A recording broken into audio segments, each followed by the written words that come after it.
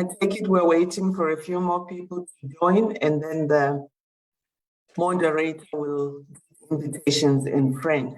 This meeting is going to be conducted in French, and we're just waiting for a few more people to join us.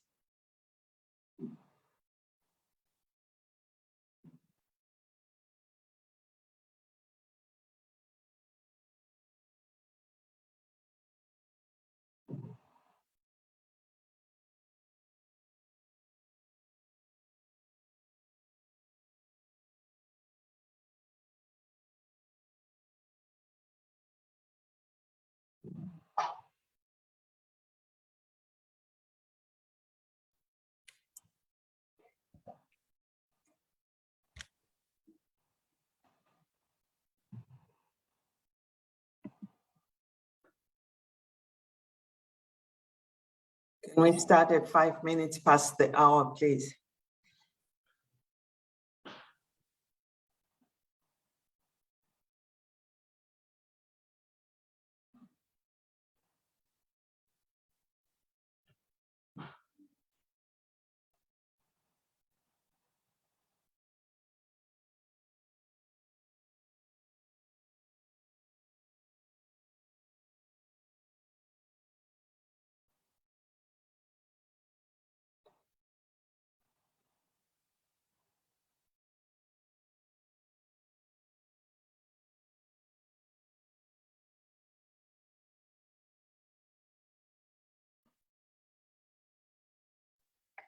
Allô, Kanto, je vous invite pour commencer le webinaire. Merci. Okay, merci beaucoup. Bonjour, good afternoon, good morning, wherever you are. Welcome to the Climate, Land, Agriculture and Biodiversity CLAB Africa webinar. This webinar is convened by the Western Central African Council for Agricultural Research and Development, CORAF, Future Africa Institute, University of Pretoria, United Nations Environment Programs, and the Food, Agriculture, and Natural Resources Policy Analysis Network. So to give you a background on this webinar, why we convened it, climate change is bringing repeated extreme events such as droughts or heat waves, which adversely affect, among other things, the ability of poor people to cope with crop failures or maintain food security as their savings, productive assets, and human capital increasingly diminish. Africa has the most severe vulnerable hotspots to climate change, hence increasing the food and water deficit. Indeed, the interaction among climate change drivers are complex. Owing to this complexity, a holistic framework assessing the various environmental risks is required. Evidence of these interactions is needed, including the role of adaptation and development responses. Assessing environmental dynamics that brings together agriculture, biodiversity, land, and water becomes a complex effort, particularly when these elements arise with various sectoral, temporal, spatial, and response option frontiers. Accordingly, to the interaction of various factors may amplify or diminish impacts. Central Africa is particularly threatened by climate change due to high climate variability, high reliance on rain agriculture, and limited economic and institutional capacity to respond to climate variability and change. Climate change is exacerbating already large inequalities in the region. Desiring to foster greater policy uptake on the cross-cutting nature of this theme, the University of Pretoria Future Africa Institute, in collaboration with the United Nations Environment Programme and in partnership with FANRPAN, is leading the Climate, Land, Agriculture and Biodiversity Africa project, which is CLAB Africa. The project aims to provide a platform for Africa's leading scientists to engage Africa's political leadership on the varying approaches to addressing the continent's wicked challenge. The project then is structured along 4 thematic areas, focusing on climate impact on food systems, people, animal ecosystems, health and well-being, land restoration and biodiversity, and land, water, energy, resources use. So this webinar will be convened and moderated by the co-conveners, and we run as follows. Now we are giving the floor to, if Mr. Leon is not here, we can give the floor to Professor Lindiwe Majele-Sibanda, or LMS, Director and Chair of Africa Research University Alliance, to welcome and introductions. Thank you.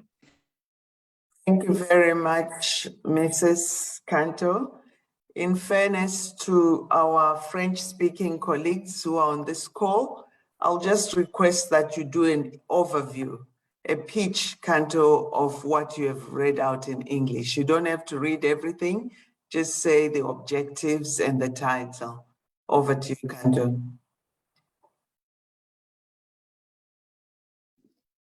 Merci. Donc, mesdames et messieurs, comment nous sommes venus ici pour ce webinaire? Donc, c'est une présentation qui mettra en évidence les principaux résultats des projets climat, terre, agriculture et biodiversité, qui est une collaboration avec West and Central Africa Council for Agricultural Research Development, de CORAF, Future Africa Institute et Université de Pretoria, et la PNUE, et aussi avec FANRPAN. Donc, c'est des résultats des recherches qu'on a pu avoir donc, pour combiner les sciences et la politique, ainsi pour ce webinaire, pour nous de découvrir et de discuter les challenges autour de la sécheresse et de toutes les biodiversités, le changement climatique sur le système alimentaire, le bien-être du peuple, des animaux et de l'écosystème, la restitution, rétablissement des terres et biodiversité, et l'utilisation des ressources de la terre, de l'énergie, des ressources de la terre, de l'eau hydrique et de l'énergie. Donc maintenant, professeur Sibanda va nous dire ses mots de bienvenue. Merci. Merci beaucoup, Madame Canto. Thank you for doing the translation. I do apologize to my French-speaking colleagues. I'm going to switch to English, and then my colleague, Dr. Matsivandila, will also briefly address you in English. After that, everything will be in French. Mine is just to thank you for joining this webinar, which is a series of 5 webinars that we are convening across East, West, South, North, and Central Africa. Last month, during the month of May, we conducted 4 webinars on the following themes. Number 1, climate impact on food systems in Africa, water, energy, and resource use in Africa, land restoration and biodiversity in Africa. Then the 4th one was on people, animal, ecosystems, health, and well-being.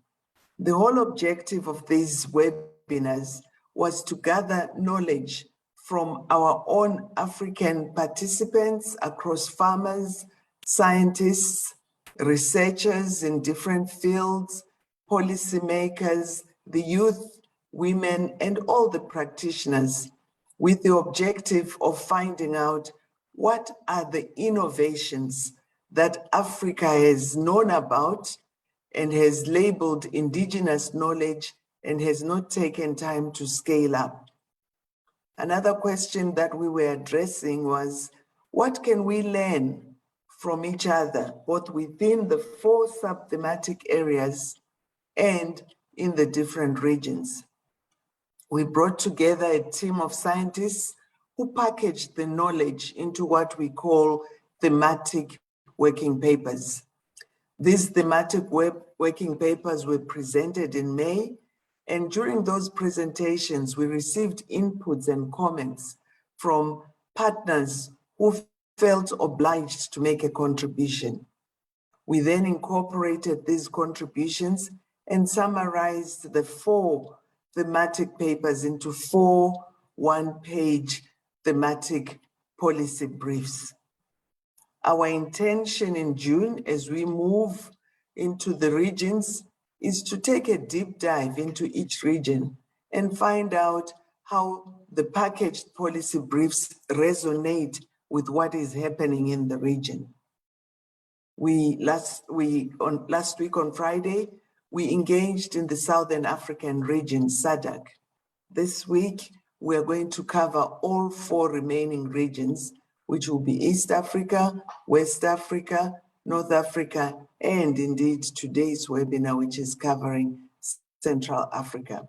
Once we've completed this series, we'll package this information, and we are relying on you to be our messengers to take these policy briefing notes to your own policymakers, to your own negotiators who will be meeting this year at what we have called the African COP in Egypt.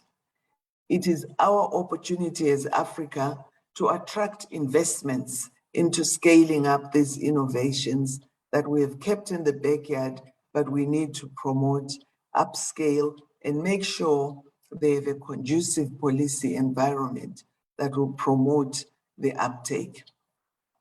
My duty is to just say the institution I represent, Future Africa, is keen to work with all universities in Africa, all civil society organizations, all the farmers, private sector, NGOs, and to make sure we create the Africa we want as enshrined in the Africa 2063 agenda.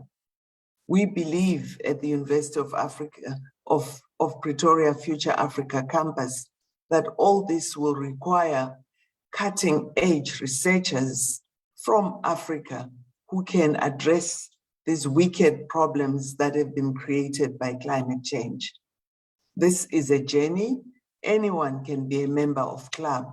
We have deliberately called it CLAB, CLAB, but it is indeed a club of people who want to climate-proof Africa and show that we have climate-smart food systems, but most important, make sure that all the innovations that we have discovered are in attracting investments and can alleviate the burden of climate change that we are all facing. With those few remarks, I want to say thank you to Central Africa, to the team that is convening this webinar for today. And I want to invite you to follow the journey as we go to other regions, because there's always something to learn. For me, thank you, and I look forward to fruitful discussions. I thank you. Over to you, Madam Kanto. Thank you, Professor LMS. Now we give the floor to Dr. Chilizi Mativandila, which is the CEO and head of network of FANRPAN. Thank you so much, Kanto, for doing the preamble to today's session. And also we look forward to the keynote presentation that you're going to deliver later on. Also, let me appreciate the opening remarks by Prof. Sibanda, who is my mentor and a distinguished leader within our field. So, ladies and gentlemen, let me say that I recognize all protocols, and let me say that all protocols are observed. So let me first appreciate the partnership that we are having between University of Pretoria, Future Africa, and also the United Nations Environment Program, which in short is called UNEP.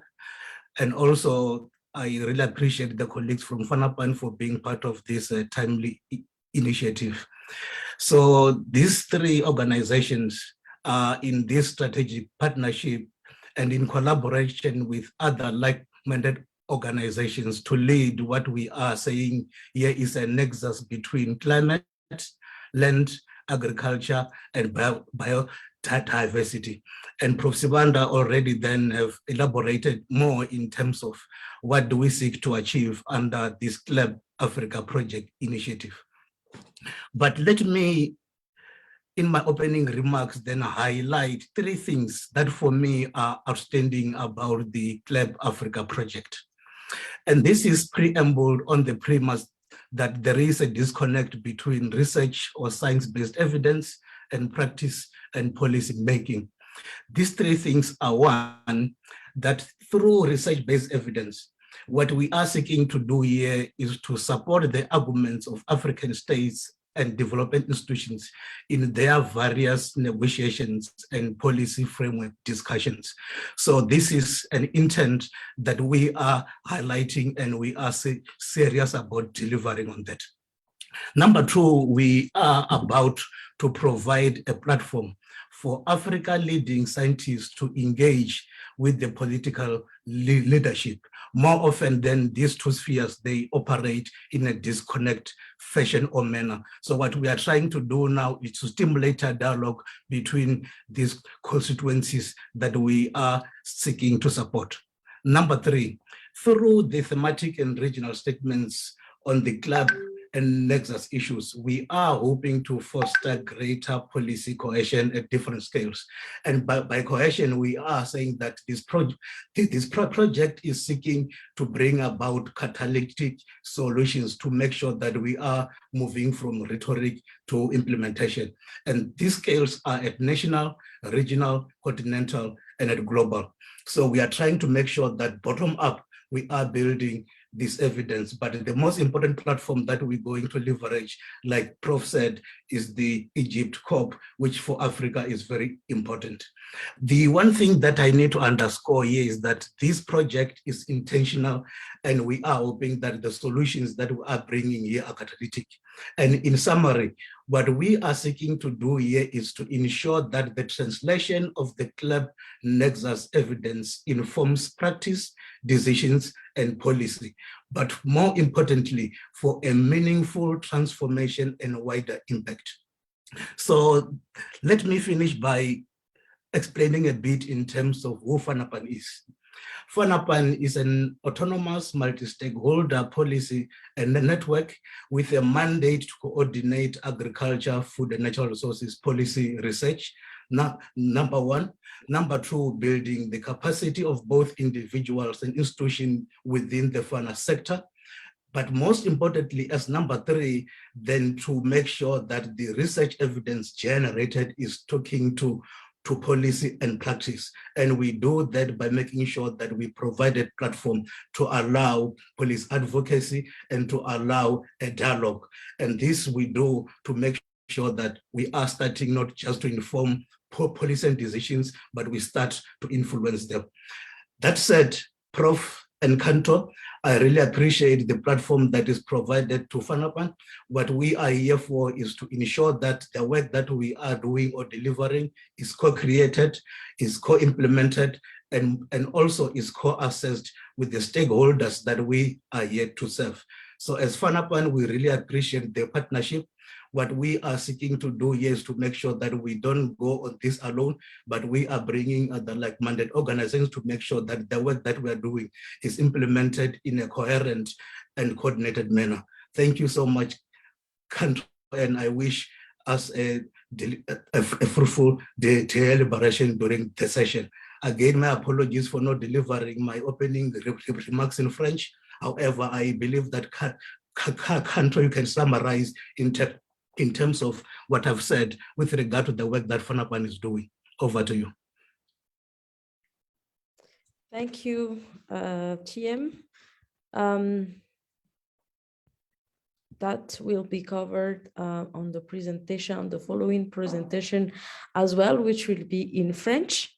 Sylvester, I might ask you to project, please. We are now moving into the presentation of the CLAB Africa Thematic Cluster Outcome.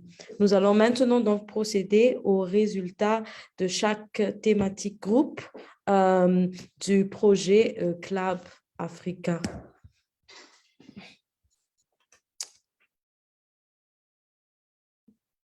Suivant. Donc, cette présentation mettra en évidence les principaux résultats du projet Climat, Terre, Agriculture et Biodiversité CLAB Afrique. Je vais d'abord donner un aperçu donc de la nature des défis environnementaux de l'Afrique avant de déballer ce qu'est le projet CLAB Africa. Après quoi, je présenterai les principaux résultats selon les 4 groupes et conclurai par la suite. Les résultats du groupe donc ont été regroupés dans de courtes notes d'orientation conçues pour élever les connaissances spécifiques de l'Afrique en ce qui concerne spécifiquement, toujours dans le premier slide, en ce qui concerne spécifiquement les réponses au changement climatique, à la terre, à l'agriculture et à la biodiversité, qui peuvent soutenir les arguments des États africains et des institutions de développement dans leurs diverses négociations et discussions sur le cadre politique, en particulier à la lumière de la COP 27 qui se tiendra plus tard dans cette année en Égypte. Cette présentation, donc, ainsi que les notes d'orientation, visent à mieux informer les décideurs africains sur les innovations et les orientations, les solutions existantes et par conséquent à donner un effet supplémentaire à leurs obligations en matière de gouvernance environnementale. Suivant. Le changement climatique donc, entraîne des événements extrêmes répétés tels que des sécheresses et ou des vagues de chaleur qui affectent négativement, entre autres la capacité des démunis à faire face aux mauvaises récoltes ou à maintenir la sécurité alimentaire à mesure que leurs économies, leurs actifs productifs et leur capital humain diminue de plus en plus. L'Afrique possède des points chauds les plus vulnérables au changement climatique, ce qui donc augmente le déficit alimentaire et hydrique. En effet, les interactions entre les facteurs du changement climatique sont complexes. En raison de cette complexité, un cadre holistique évaluant les différents risques environnementaux donc, est nécessaire. Des preuves de ces interactions sont nécessaires, y compris le rôle des réponses d'adaptation et de développement, l'évaluation des dynamiques environnementales qui relient l'agriculture, la biodiversité, la terre et l'eau devient un effort complexe. En particulier, lorsque ces éléments apparaissent avec diverses frontières sectorielles, temporelles, spatiales et d'options de réponse. Par conséquent, l'interaction de divers facteurs peut amplifier ou diminuer les impacts. Pour relever ces défis, il faut de nouvelles technologies qui traitent des stress multiples et en interaction. En Afrique, les impacts du changement climatique tels que les récents cyclones à Madagascar, Mozambique, les sécheresses en Afrique du Sud, de l'Est et de l'Ouest peuvent être les plus graves, non seulement en raison des événements extrêmes institutionnelles mettant en œuvre des réponses au changement climatique. Il est donc impératif de développer et d'établir des mécanismes d'évaluation orientés vers l'action en réponse aux interactions consécutives.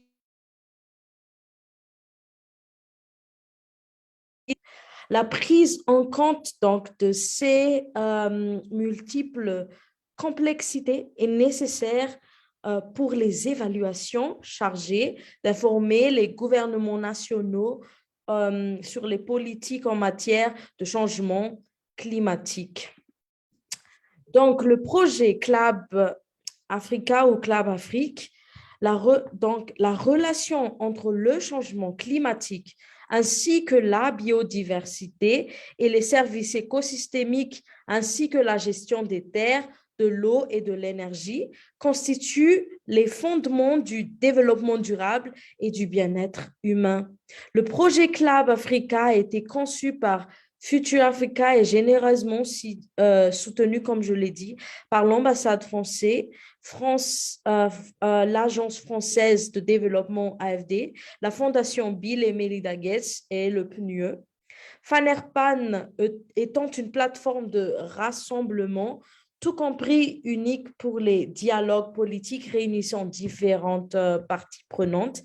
Il est venu donc soutenir les composantes d'engagement et de rassemblement, de dialogue du projet, le projet CLAB Africa, qui a été envisagé pour fournir une plateforme à la communauté scientifique africaine afin de contribuer aux travaux de développement des gouvernements africains et des institutions de développement. Donc, le projet souhaite spécifiquement aider les travaux des gouvernements et des institutions africaines en fournissant les recommandations politiques concrètes fondées sur la science tirée d'innovation, solutions, sur le continent africain au sein des 4 groupes de projets identifiés.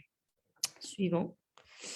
Donc, le projet, c'est un peu en anglais, mais je vais les traduire. Le projet souhaite spécifiquement aider les travaux des gouvernements et des institutions africaines en fournissant des recommandations politiques concrètes fondées sur la science, et tiré d'innovation, solutions sur le continent africain au sein des 4 groupes identifiés. Donc, comme vous le voyez ici, les groupes sont les suivants: impact du climat sur les systèmes alimentaires, santé et bien-être des personnes, des animaux et des écosystèmes, la restitution au rétablissement des terres et biodiversité et utilisation des ressources en eau et énergie. Les objectifs donc de chaque groupe sont les suivants, toujours sur le précédent. Des groupes suivants sont les impacts climatiques sur le système alimentaire, c'est-à-dire poursuivre les recommandations, la façon dont l'application de la science du changement climatique peut améliorer les systèmes alimentaires. Les énergies renouvelables peuvent constituer une solution pour les denrées alimentaires sensibles au climat. La diversité végétale de l'Afrique peut être utilisée pour augmenter donc le rendement et améliorer la nutrition. Sur le santé bien-être des personnes et des animaux et des écosystèmes, il faut poursuivre les recommandations visant à améliorer la santé humaine par des interventions dans les écosystèmes et la santé animale. Sur la restauration des terres et biodiversité, il faut poursuivre les recommandations pour la restauration des terres afin d'améliorer la biodiversité dans les paysages agricoles et ainsi donc d'atteindre la neutralité face à la dégradation des terres, l'utilisation des sources, terre, eau et énergie, et de poursuivre les recommandations d'optimisation durable de l'utilisation des ressources. Suivant.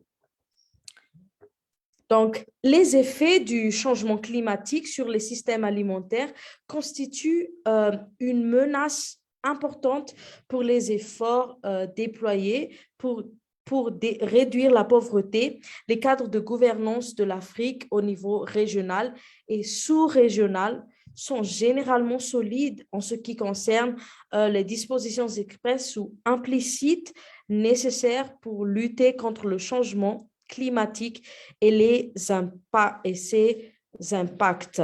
Transformer les systèmes alimentaires africains, donc, impliquera de renforcer les capacités des acteurs du système alimentaire, tels que les agriculteurs, les ménages, les communautés, à s'adapter et à réagir, à se remettre des chocs environnementaux, économiques et sociaux qui peuvent affecter les moyens de subsistance.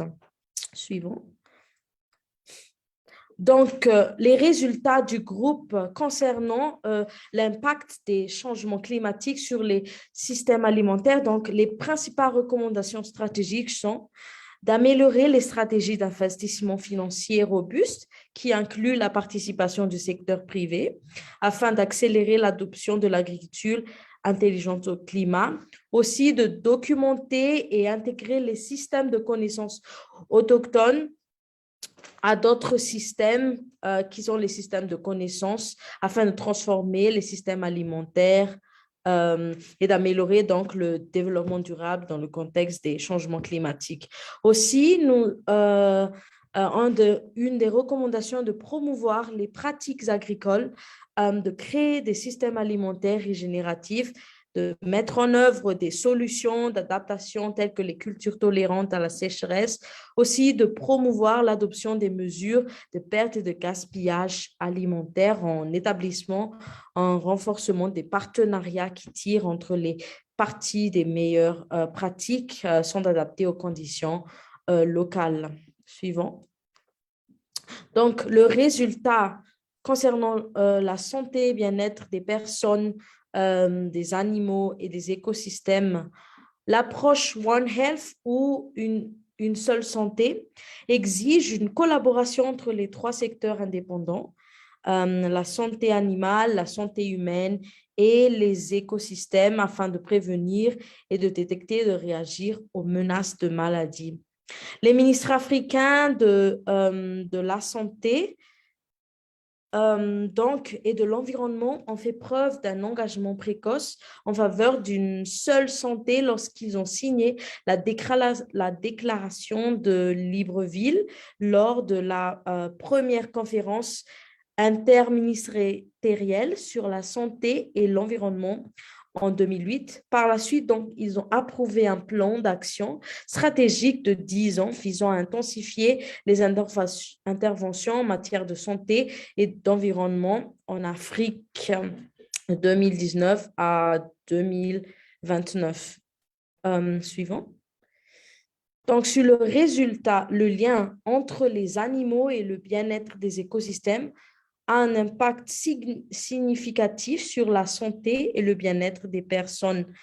Il existe des preuves convaincantes établissant un lien entre la perturbation de l'interface homme-animal et environnement et les épidémies de maladies infectieuses. Plus de 75% des maladies infectieuses émergentes ont été de nature zoonotique, transmises des autres animaux aux humains. Le changement d'affection des terres, la consommation d'animaux sauvages et les activités touristiques peuvent entraîner des retombées d'agents pathogènes entre la faune, le bétail et les humains. Donc, la perte de la biodiversité peut avoir un impact négatif sur la sécurité alimentaire et la réponse immunitaire et la santé mentale. Suivant. Sur le résultat du groupe rétablissement des terres et biodiversité, donc les recommandations sont d'améliorer la santé des sols, capter le carbone, la biodiversité en reconstituant la matière organique du sol et en améliorant le biome, ainsi d'arbres, plantation d'arbres fixateurs, ainsi de suite. Aussi promouvoir les connaissances et les pratiques approfondies des agriculteurs, en mettant donc l'accent sur une production de haute qualité, Aussi, l'amélioration de l'écosystème dans son ensemble grâce à la gestion du paysage, les techniques d'enrichissement qui consistent à inclure des espèces adaptées à la fonction écologique, services écosystémiques et fonctions contre l'érosion. Suivant. Donc, par rapport aux recommandations, donc, les principales recommandations stratégiques sont de promouvoir le micro-jardinage, intensifier la gestion des jachères car elles ont un grand potentiel pour améliorer la fertilité des sols et augmenter la production alimentaire, intégrer les systèmes de connaissances autochtones à d'autres systèmes de connaissances, diagnostiquer les accords fonciers en ce qui concerne la dégradation et la restauration des terres, construire une base de preuves solides et impliquer les principales parties prenantes dans la conception des agroforestiers efficaces qui soutiennent la productivité durable des terres et améliorent la biodiversité. Suivant. Donc, les ressources en terre et en eau et en énergie sont confrontés à une pression croissante en raison de la croissance démographique, du développement économique et l'urbanisation. Le changement climatique, donc, a aggravé la pression sur ces ressources. Aussi, dans le résultat du groupe, on a trouvé que les recherches intégrées de la terre, de l'eau et de l'énergie traitent des compromis sociétaux fondamentaux des services écosystémiques en Afrique. Aussi, la gouvernance coordonnée des terres et de l'eau offre des possibilités de mieux capitaliser sur les gains d'efficacité qui se renforcent mutuellement dans l'utilisation de l'eau. Donc, concernant le résultat, donc, concernant ces résultats, donc les recommandations sont de débloquer des partenariats et des ressources pour gérer et réduire durablement les conflits entre hommes et la faune, améliorer la sécurité foncière, investir sur les options de collecte et de stockage de l'eau de pluie pour donc offrir de meilleures possibilités d'amélioration de la résilience, renforcer les capacités de collecte de données précises et actualisées sur la qualité de l'eau, donner aux femmes les moyens d'être des parties prenantes égales dans les énergies renouvelables. Pardon, next. Donc, les recommandations générales sont sur la base des recherches menées, sont donc la conception des politiques qui devraient être fondées sur le système social, l'information précoce pour une action précoce, autonomiser les communautés locales et déclencher l'urgence de mobiliser le financement de l'adaptation. Aussi, donc, pour conclure, on peut dire donc que les effets du changement climatique sur les systèmes alimentaires constituent une menace importante pour les efforts déployés pour réduire la pauvreté. Les cadres de gouvernance de l'Afrique au niveau régional, sous-régional sont généralement solides en ce qui concerne les dispositions expresses ou implicites nécessaires pour lutter contre le changement climatique. Aussi, comprendre les liens complexes entre l'environnement, la santé humaine et animale est essentielle pour sauvegarder la nature et protéger la santé humaine. L'approche One Health transcende les concepts multidisciplinaires et transdisciplinaires et élargit sa portée pour ouvrir de domaines ignorés. Donc, aussi, la gouvernance coordonnée des terres et de l'eau offre la possibilité de mieux tirer parti des gains d'efficacité qui renforcent mutuellement dans l'utilisation de terres et de l'eau. Aussi, les pays africains donc, devraient coordonner les cadres de gouvernance des terres, de l'eau, de l'énergie et de l'intérieur dans la mesure du possible, au-delà de leur juridiction. La lutte contre la désertification et la dégradation des terres et l'atténuation des effets de la sécheresse procureront donc des avantages socio-économiques à long terme aux populations vivant dans les zones arides et réduiront donc la vulnérabilité au changement climatique. Ainsi s'achève ma présentation. Merci pour votre écoute, mesdames et messieurs. That's it on my presentation. Merci, thank you, everyone. Now we are going to some reflection, regional reflection. Yes. Sorry, Mr. Takanji Leon is in. I think he can come in now. All right, thank you. Thank you, Tim.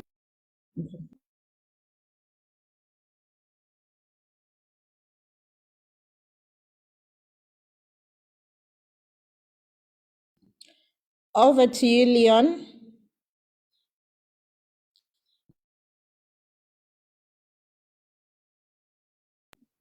Monsieur Léon, êtes-vous, pouvez-vous parler, s'il vous plaît? Si vous pouvez unmute votre micro. Activez votre micro, s'il vous plaît. Merci. Vous pouvez m'entendre maintenant? Oui, très bien, merci. Merci beaucoup. Donc, je disais merci beaucoup, Kanto, et pour la présentation. Alors, juste avant, à ce qu'on puisse recevoir les réponses venant de différentes régions, on va d'abord passer à une photo du groupe. Et après cela, on va demander à M. Mohamed Saleh Moussa, et il va réagir en premier. Après lui, ce sera M. Denis, le docteur Denis Saunois. En troisième lieu, Mrs. Nancy Nalova. Et en dernier lieu, Monsieur, je pense, c'est Achinko Goodlove. Alors, si on peut bien passer à la photo du groupe, s'il vous plaît. Okay, so thank you very much. I would invite everyone to put on our videos so that we can take a group photograph. I am going to take 2 screenshots. So yes, I can see that others are now putting on their microphones, their videos.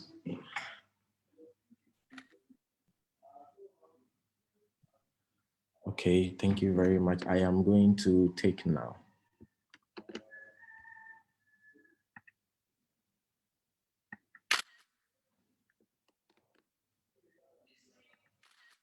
Merci beaucoup, mesdames et messieurs.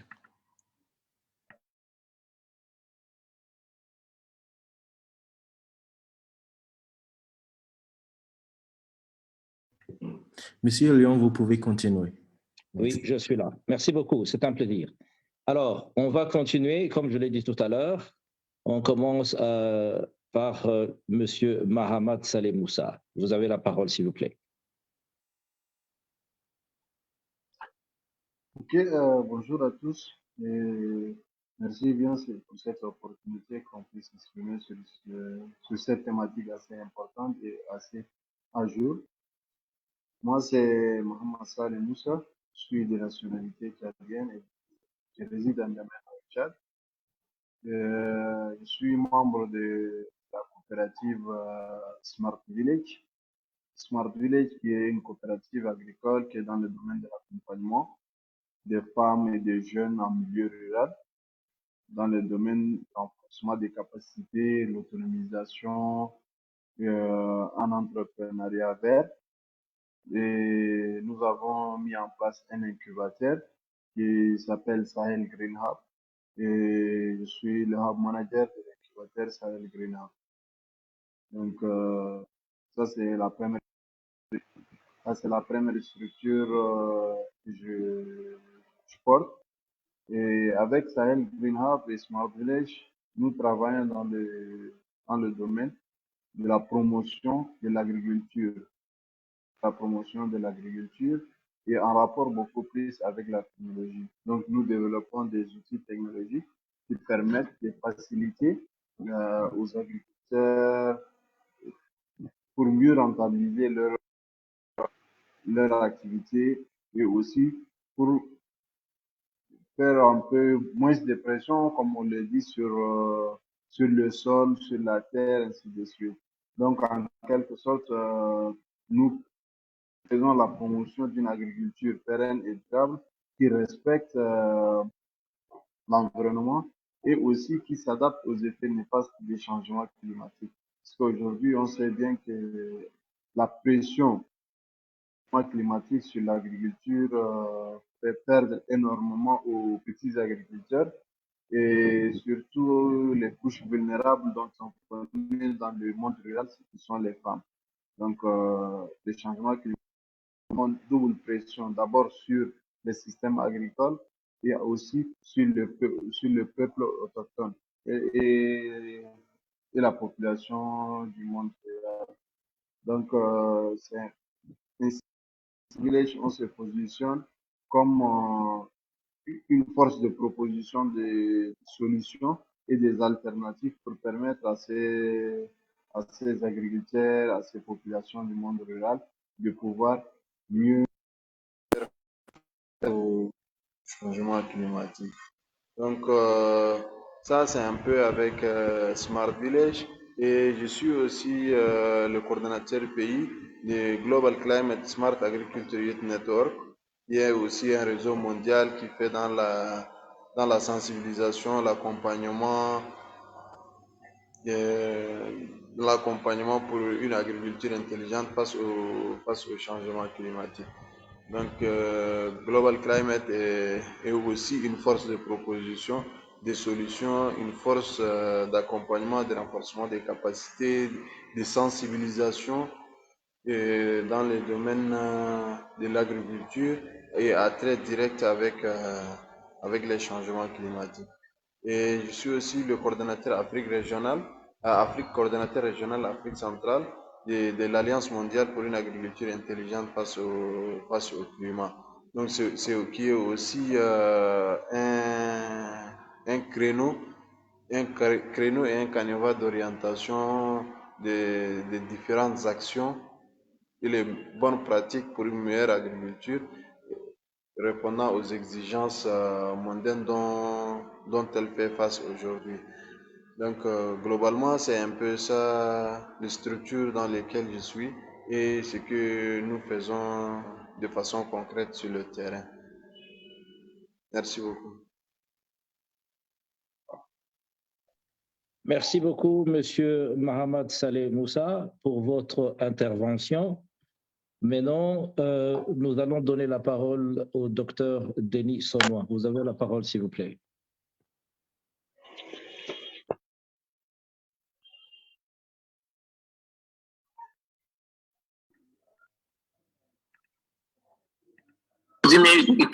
For giving me this opportunity to contribute for this nice experience, I will say, on CLAB Africa. So I will share my preliminary reflection based on some of the questions that was sent to me. So I try to respond, I will say, globally by providing some slides. And then I hope that by the end of the presentation, we have some responses on what I'm sharing with you. So the first thing that I need to mention is the fact that food is one of the key priority sectors in climate change response in Central Africa.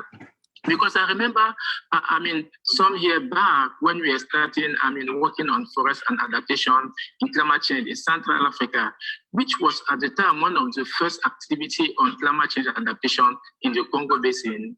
We bring together scientists of the region, but also policymakers, to do some sort of exercise of prioritization, and then we ask them what were the key sectors that need to be addressed when we want to work on climate change response in Africa. And then it came out that 4 sectors really emerged: energy, water, food, and health. It's true that those sectors could be seen as a sector that need to be addressed, I would say, in isolation, but the fact that there is some sort of interconnection between those sectors means that they need to be addressed, I would say, in the synergy. So we need to search for a certain synergy, on those sectors. And then the paper that, the title of the paper that, and then the link of the paper that I provide there on the right side of the screen can give you more information on that, on the importance of food as one of the key priority sectors, I would say, in Central Africa. Next thing on which I want to emphasize is the fact that food system is not only staple food. Because when people think about food systems, sometimes there is this tendency of focusing on rice, maize, cassava, yam, and so on. But when we are speaking from the Central Africa perspective, we need to have in mind the forest contribution to food. So it's not only agri-food, but it's also forest food. So, and then forests contribute to food system either directly or indirectly. Directly, you have all those non-timber forest products, fruit, nut, insect, animal, and so on, fish, that are coming, I would say, from the forest. But what is important, as we are speaking about the climate change here, is the seasonality of this product. And then the paper that we have there, for example, on the first paper that we have there on the right, living under fluctuating climate change in the Congo Basin, we really, in that paper, you could see that in TNS, which is a transboundary landscape between Cameroon and Central Africa, caterpillars that are intimately associated with the phenology of plants were not, appearing on time. The fact that rainfall were disturbing also disturbed, I would say, the biological cycle of this caterpillar, and then threatening the livelihood of the farmer living in those landscapes. Forest is also contributing, to food security indirectly through issues like pollination. If you remember, I think there is IPBES report on the pollination and agriculture. And then another aspect that need to be considered from the service provided by forest is the, I would say, local or regional water cycling. And then if you take the case of the Congo Basin, yes, important quantity of water, of rain having in the region, in the context where agriculture is really mainly rain-fed, are coming for evapotranspiration of forests. But more importantly is the fact that forests of the Congo Basin are impacting or providing water to West Africa, meaning that if you destroy, I would say, the forests of the Congo Basin, you may be affecting not only the food system of the Congo Basin or the Central Africa, but also beyond the region. So agri-food and forest food are complementary, and forest habitat loss may threaten, I would say, the food system of local or indigenous communities. The next thing on which I wanted to put emphasis is the importance of climate-smart agriculture. Because we are speaking from the region where you have important issue with biodiversity conservation, and then since I would say many decades, I would say research institutions are working to see how agriculture productivity can be improved, but also preserving forests. And then now recently, climate change became an important issue in the agenda. So climate-smart agriculture is important. Of course, we need to have in mind also the nature-based solutions, such as ecosystem-based adaptation and so on, that are also important, particularly, I would say, in the forest landscape. And then, so sustainable food system can be compatible with the three convention of the Rio and then the Ramsar Convention. So the two papers that you have there on the right provide some of the work that we did, I would say, on climate-smart agriculture. In the first one, we try to work, I would say, in the Yangabi landscape. Yangabi landscape is in DSA, so we try to build a framework toward climate-smart agriculture in that landscape, really working, I would say, at the local level, at the ground level. The second paper is the reflection.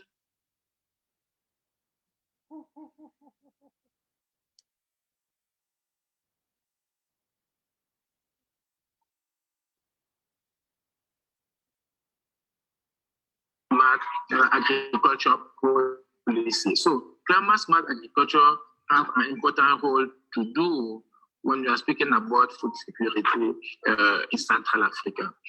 And then it's true that when you are speaking about food system, it's also actor, institution, and then also the different, I would say, technology that we need. But from the Central Africa perspective, it's true that you may have what we call the agricultural landscape and then the forest landscape. And then you could see from this figure that, okay, there is probably some vertical, I would say, communication from local to national. But rarely you have horizontal communication between agriculture and forest. So if you want to respond properly to climate change, you probably need to see how you really build this horizontal communication between agriculture and forest community, so that you have a good transition towards sustainable agriculture. The next thing on which I wanted to put emphasis is urban food consumption. That is generally, I would say, in the region done at the expense of nature. If you take Central Africa, you have big cities like Douala, Yaoundé, Libreville, Brazzaville, Kinshasa. So you have all those big cities and many others. But in those cities, the food consumption sometimes happening, I would say, at the expense of what you have in the nature. For example, if you take the peri-urban area of those cities, you'll see that biomass are collecting from this peri-urban, for example, to fulfill the energy need of the city.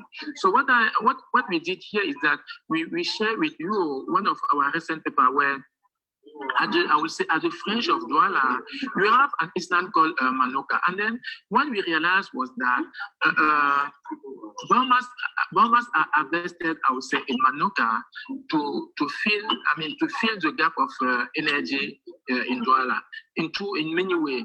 One of the ways is the fact that, okay, we can be harvested directly and going to Douala, but more importantly is the fact that the biomass is harvested and then women are using this biomass, this mangrove biomass, to dry their fish. So they are doing this and then so they are destroying, I would say, this mangrove to dry the fish that are sold later on to Douala. So what we did was that we tried to study the land cover change during 3 decades, I would say, in this landscape. And then we are piloting, I would say, some of the activity to reduce the carbon footprint of this activity. So in terms of the food security, to be, I would say, more resilient to not only climate change, but also to other different shows that you may have. One could think on the green belt that we could have in this peri-urban area, I would say, in Central Africa. And then we need to have in mind the fact that, in the peri-urban area, we really have, I would say, the conjunction of the imported food, but also the food that are coming locally. So there is another, I would say, another aspect of the food security that need to be seen there, because a lot of food that are eaten there are imported from outside Central African region. And then when we are speaking about the food system from the Congo Basin, we need to keep eye on the carbon and ecological footprint of perennial commodity. Why? Because perennial commodities are part of the food system, either directly by consumption or by providing income for civil livelihood, including buying acquiring food. And then when I speak about some of the perennial from the region, I think about oil palm, rubber, cocoa, and cotton. So actually, there is a global market dynamic that may affect negatively local farmers. And then this is happening where in Europe, where Europe is trying to reduce, what they call imported deforestation. So because of this, they will try to, reduce or cancel products that have been growing at the expense of forest. But here, countries of Central Africa need to see where is their strength? Because for example, the case of cocoa. Cocoa have been growing in agroforestry system in the region. So it's not the same way as in Ghana or in Cote d'Ivoire, where cocoa have been grown within orchard and then by destroying of forest. So in this region, farmers are doing agroforestry, and then this needs to be taken in consideration when we are speaking about imported deforestation in Europe. So what I did is that, okay, the 3 papers that I put here provide some of the key elements that we need to have in mind. The first thing the sustainable development of is the fact that, no, the first paper is the fact that we need to take into consideration the smallholder. So we are not speaking about big industry only, but also the fact that we are speaking about smallholder that are doing this activity. The second paper is some of the carbon stock assessment that we did, I would say, in cocoa farmer to show how they are stocking carbon that can be equivalent to some forest part of the other landscape in Africa. And then the last one is the different policy that the country or the region are now, putting the type of the responses that they are now putting in place. In front of this issue of imported deforestation that are in Europe. But what we need to say here is that we need to prepare the region so that farmers of Central Africa may not face, some sort of external shock that that do not depend on them. It's true that when you see the case of West Africa, for example, a leader like President Côte d'Ivoire are already starting voicing the fact that countries of Africa are not responsible for important emissions. So we probably need to make it such a way that decisions that are taken are not at the expense of farmers. Then the next thing on which I wanted to emphasize is the fact that food system in Central Africa is not only humid tropical forest issue. When you speak about Central Africa, it's true that you have the humid tropic, but we also have some dry forests. And then you even have the lactate.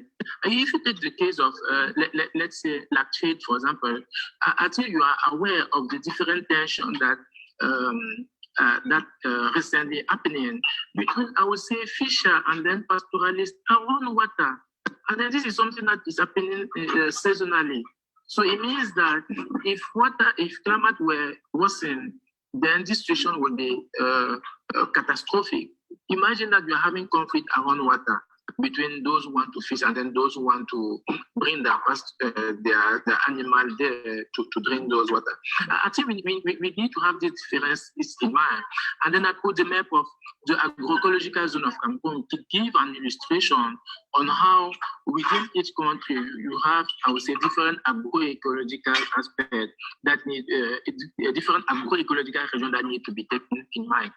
So in conclusion, I can say that the food system of in Central Africa is inevitably one of the key elements of the green ecological transition at the landscape, national, and then at the global level. So the transition that are expecting related to food system cannot happen without the one of Central Africa.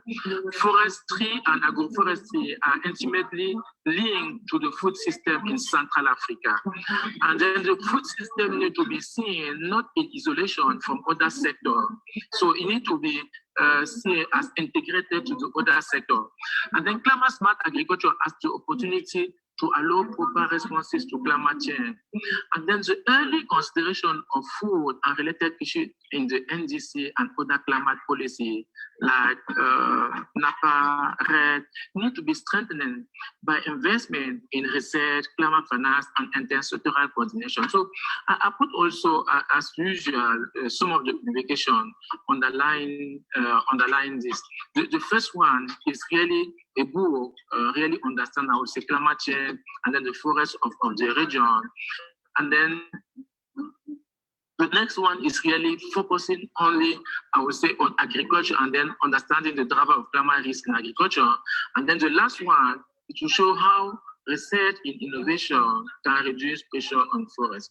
So those are some of the key elements that are prepared to share with you within this important profession that we started in the region. Over.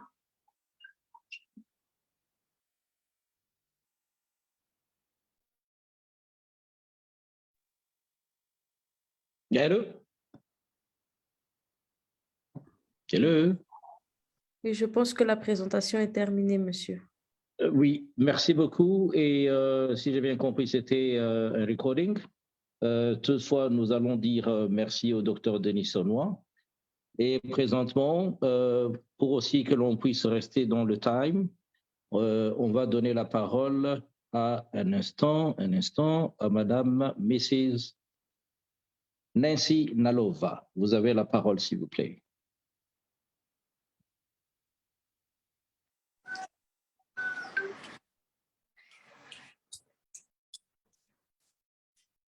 Hello. Oui, on vous entend. Et bonjour. OK. Je ne sais pas si je peux partager mon écran ou ça va comme ça. Je peux parler comme ça.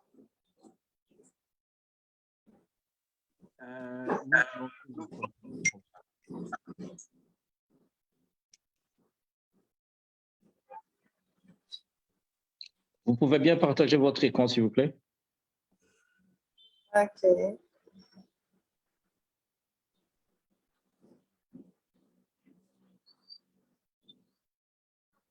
They have to make me the host before I share my screen. Thank you. Please try again. Try again now. You have access to share your screen.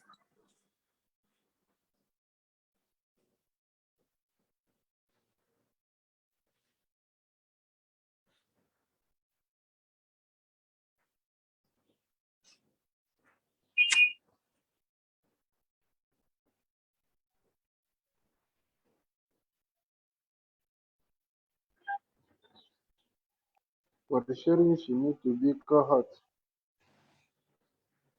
Okay. Okay. Thank you very much for the privilege to share. Though it was short notice, but I had to do something very fast to prepare. I will be talking on land restoration and biodiversity in Africa. First, we start by looking at the challenge. As land is a vital resource to humankind, like air and water. Land degradation or loss of productivity capacity of soils for present and future, it's a global challenge that is affected everywhere through food insecurity, higher food prices, climate change, environmental hazards, and the loss of biodiversity and ecosystem services. Land degradation is happening at an alarming pace right now all around the world and is contributing to a dramatic decline in the productivity of croplands and rangelands worldwide. Land degradation is one of the world's most present environmental problems, which practically every continent is facing, especially in Africa. And it contributes to a dramatic decline in the productivity of crops and range life worldwide. Globally, about 25% of the total land area has been degraded already.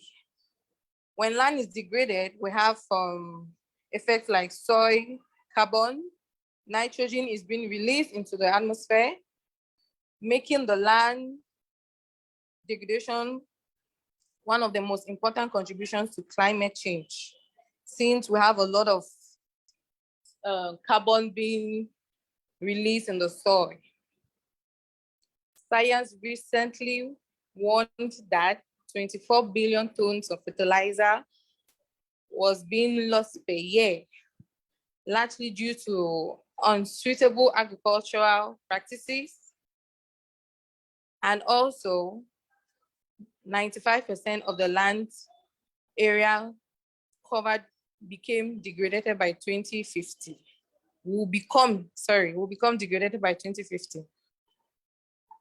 On this note, we have some few points which I think that if we can practice, it will enable us to restore land and also create numerous benefits in terms of food production, water regulation, climate climate regulation, biodiversity, and ecosystems. And this will not only help to regulate the atmosphere, it is also going to help to create employment and also promote infrastructures and good governance. Some of the key policies or innovations which I have listed under are, in order to source land successfully, we have the restoration of economic services on agricultural land. There is a range of possibility to reserve or to reverse the negative environmental impacts on agricultural lands. Some of these options have the potential to both enhance biodiversity and ecosystem services, including agricultural production, but others may enhance biodiversity and ecosystem services other than agricultural production. The first solution, which I think may be effective when it comes to land restoration, is the adaptation of biodiversity-based agricultural practices. And I'm saying this based on the grounds that I'm a farmer and I've been working in the field. So definitely these are things that I practice sometimes for lands that are really lost their fertility. Adopting of biodiversity is simply the conservation of existing biodiversities in agricultural landscapes, and the adoption of biodiversity-based practices have been proposed as ways of improving the sustainability of agricultural production through greater resilience on ecological goods and services. Management of biodiversity, that is, the management of biodiversity, that is the biota dwelling in agro-ecosystems as well as habitats and species outside of farming system in the land can be used to benefit agricultural production and enhance ecosystem services. The second, we have learning from traditional farming practices. Traditional farming practices describe practices that developed through human history to produce a variety of agricultural goods, largely for local use. Forms of traditional farming persist in many parts of the world, particularly in developing countries, but also in more developed countries, where such methods are remnant or have been reintroduced to meet specific needs. Traditional farming methods are extremely diverse by nature, but they often share a number of distinguishing characteristics in comparison to intensive systems. Traditional farming has been shown to have many environmental and social benefits. That's the practice of traditional farming has proven to have benefits environmentally and socially, including enhancement of soil, carbon, substitution and nutrient cycling, reduction of soil erosion. Through traditional farming, you help also to reduce the rate of soil erosion, also more efficient water waste and maintenance of crop, as well as providing resources for endangered species. The third is the transformation of conventional agriculture into organic agriculture. There have been a considerable expansion of organic farmland areas in the world. Recently, a lot of people are engaged in farming, and chiefly in developing countries. The demand for healthy and environmental friendly food and subsistence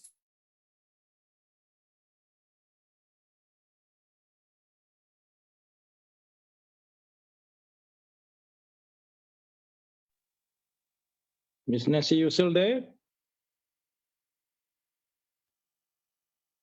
Miss Nancy, you still there? Looks like we've lost you.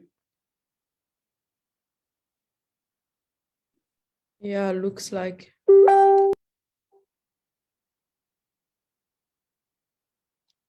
Ms. Nancy, are you back?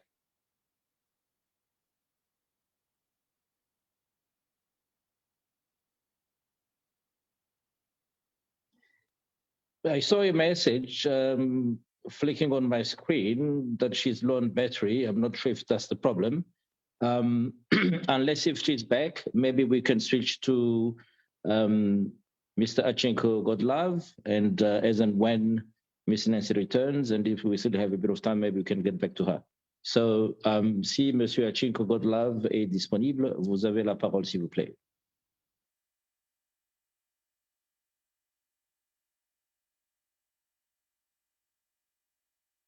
Achinko, vous êtes là?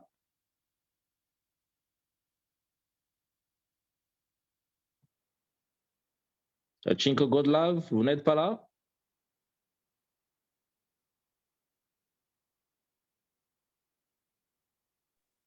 Monsieur Achinko n'est pas dans le meeting. Merci. Okay. Alors, Mr. Mb, what do we do? Do we get back to Nancy as she's back, or do we carry on with question and answers, which is the next item? I think we can just carry on to question and answers. If there are any participants that would like to share even from their work, we can welcome them at this point. Thank you. Alors, à tous les participants, celui qui a besoin de prendre la parole n'a qu'à ouvrir son micro et vous avez la parole, s'il vous plaît. Sentez-vous à l'aise.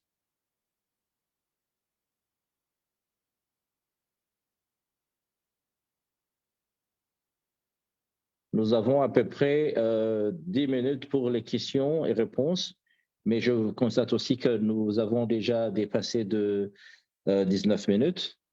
Peut-être que s'il n'y a pas beaucoup de questions, on pourra limiter ça pour 5 minutes et puis on passera par après au point suivant. Mais d'abord, questions et réponses.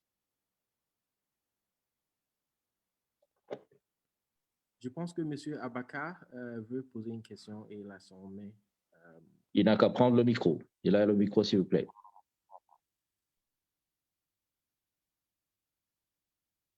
Monsieur Abakar, vous êtes là?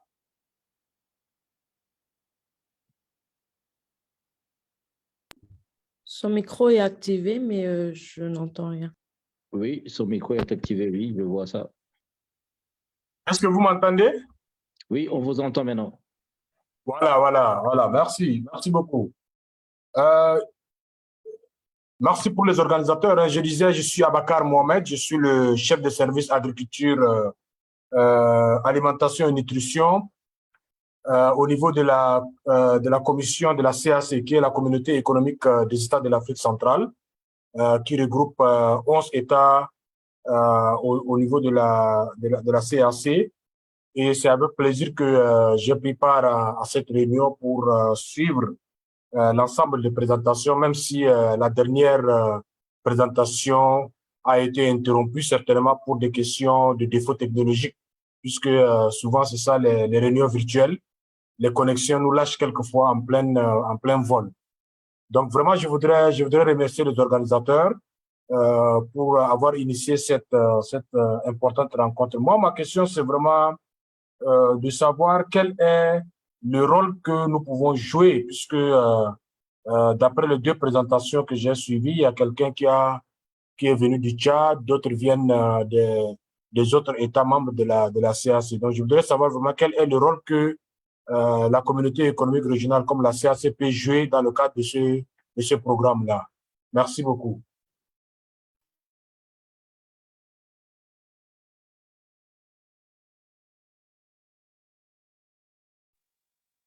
Okay, so thank you very much for the question. My name is Abakar, and thank you for putting together this webinar. My question is pretty much simple. I just want to find out how organizations like the CEAC,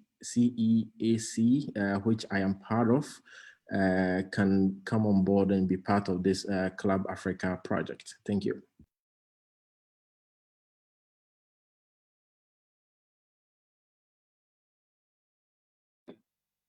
Y a-t-il d'autres questions? Thank you. Maybe we can take some more questions and then we'll answer them all at once. I think so too.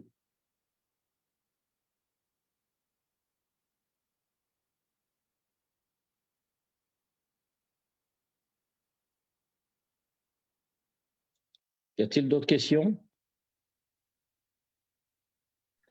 Oui, Monsieur Hoff, vous avez la parole. Thank you very much. I'm Rolf Shenton from Grassroots Trust in Zambia. You know, I didn't get all of this because my French is not perfect, but the gist is that we have no more time.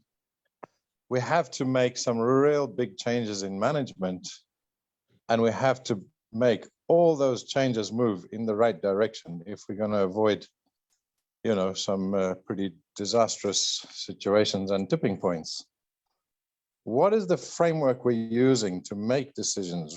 Because we still see big organizations pushing reductionist solutions, and we've got a lot of people pushing in the other way towards organic, towards diversity, towards you know, managing whole catchments with traditional knowledge.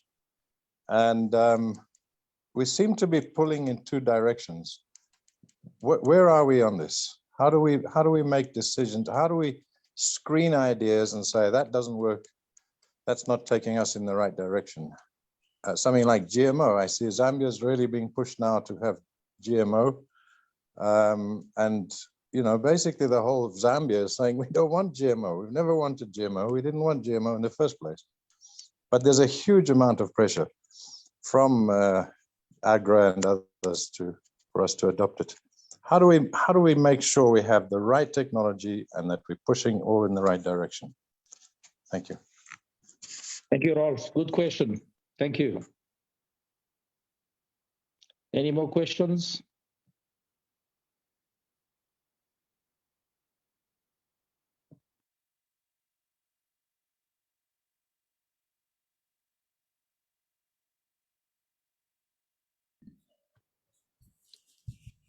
Okay, maybe looking at the time and that we are almost close to our finishing time, I can just attempt to answer the questions. And I'm hoping maybe one of my colleagues perhaps can just translate my quick responses, especially to Mr. Abaka from ECAS. So in terms of the CLAB Africa project, whilst it's being led by the University of Pretoria in collaboration with the United Nations Environment Programme and FANRPAN, it really is a project that is open to other collaborators. And one of the things that we are doing, we are trying to actually reach out to even the regional economic communities. So we'll be willing, Mr. Abaka, to engage with you directly to talk about how we can work together to make sure that CLAB just doesn't end with this dialogue, but that we continue providing that information. And perhaps to answer Ralph's question about how do we get our decision makers to listen and for them not to push down things that perhaps are not good for farmers, is that as FANRPAN, we try to provide these platforms for dialogue. And we believe that we have to work together with government. So we are not wanting to fight government, but we want to use evidence-based research to be able to inform the policy decisions that are being taken. And part of that is by collaborating with research and university institutions such as Future Africa to be able to provide evidence that cannot be refuted, to say this is the status quo of things, this is what our farmers want, this is what's good for the continent, and this is how we propose that you can sort of implement initiatives that are designed to support farmers and are also designed to help make sure that as a continent we develop. So that's the approach that we are using. And we, of course, do welcome partners from across the different stakeholders, farmers, civil society, government representatives, regional economic communities, researchers, to be part of the work that we do. Thank you.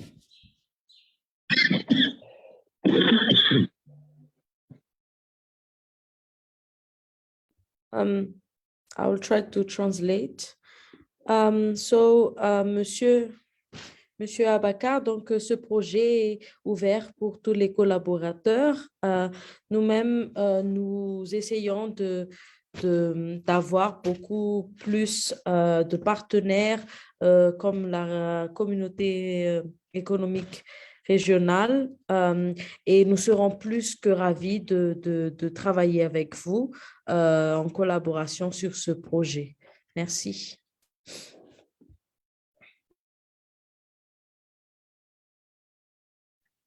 Il y a Dr Tonga qui veut poser une question, donner des interventions.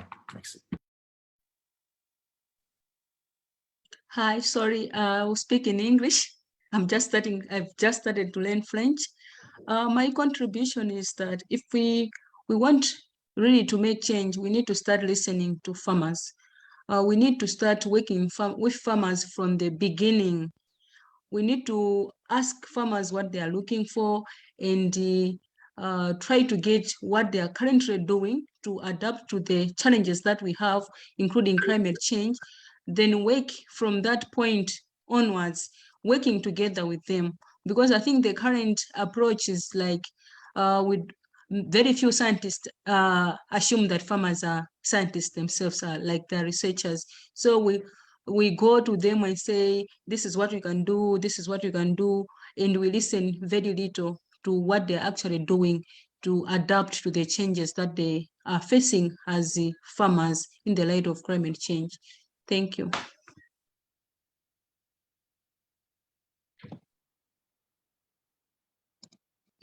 Thank you, Dr. Donga.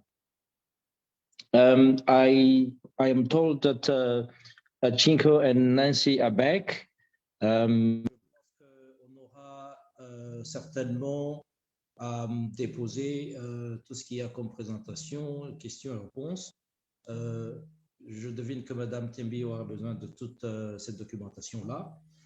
Alors, compte tenu du fait qu'on a presque fini avec le temps qui nous avait été imparti, je pense que c'est ici le moment maintenant de conclure et je demande à Tembi peut-être comment on s'y prend, what's the way forward?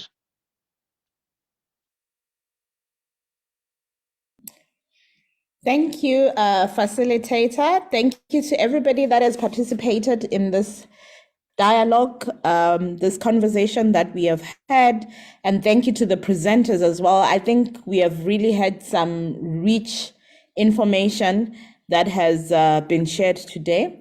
We are continuing with the regional series of the regional webinars. We are going to be moving on to East Africa on Wednesday and to West and North Africa on Thursday. So we will share the information through our various platforms of the times and also the connection links for the different webinars. So thank you very much to all our colleagues. I would also like maybe perhaps Mr. Abakar to just get in touch directly to see how we can work with ECAS in Central Africa to make sure that this doesn't just end at this conversation. And please feel free to engage with us, to participate in the other dialogues so that we can make sure that we have strong messages, especially ahead of COP27, which is happening in Egypt at the end of this year. From our end as the organizers, we like to thank you and say goodbye. Thank you, Tembi. Goodbye to all. Okay, thank you. Thank you so much. And goodbye. Thank you, bye. Thank you. Bye. Bye. If you need us.